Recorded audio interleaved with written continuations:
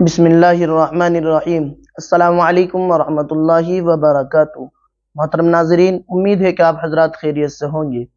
آج میں آپ حضرات کے سامنے ایک ایسا مسئلہ بیان کرنے والا ہوں کہ جس میں عوام الناس بہت زیادہ مبتلا ہے، اور یہ ایک ایسا مسئلہ ہے کہ انسان اس میں نقصان بھی اٹھا سکتا ہے۔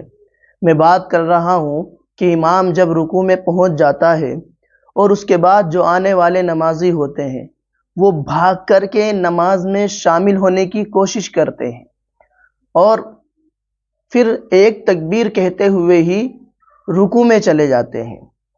یعنی جو تکبیر ہمیں ہاتھ اٹھاتے وقت کہنی چاہیے، صرف وہی تکبیر کہتے ہیں اور اسی تکبیر کو کہتے ہوئے رکوع میں چلے جاتے ہیں۔ بہت سے حضرات اس طرح کے سوالات کرتے ہیں کہ کیا ایک ہی تکبیر سے کام چل جائے گا یا پھر ہمیں دونوں تکبیریں کہنی پڑے گی؟ تو اس کا جواب کیا ہے؟ سب سے پہلے یہاں یہ بات یاد رکھے کہ اگر امام رکوع میں پہنچ جائے تو مقتدی کو بھاگ کر کے نماز میں شامل نہیں ہونا چاہیے۔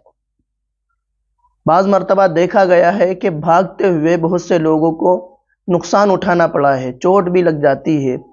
تو کرنا یہ ہے کہ جب امام رکوع میں پہنچ جائے، اگر ہم تھوڑا تیزی سے چل کر کے یا پھر ویسے ہی اپنی جو ہم چال چلتے ہیں ویسے ہی چل کر کے نماز میں اگر شامل ہو جائیں تو بہتر ہے۔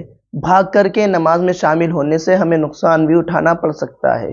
لیکن جو غلطیاں ہوتی ہیں وہ یہ غلطی ہوتی ہے کہ جب ہم تکبیر تحریمہ کہتے ہیں، جب امام رکوع میں ہوتا ہے تو ہم جلدی سے آ کر کے ایک تکبیر کہتے ہیں اور نیت باندھتے ہیں، دوسری تکبیر کہنا بھول جاتے ہیں اور جھکتے ہوئے رکوع میں چلے جاتے ہیں صرف ایک تکبیر کہتے ہوئے۔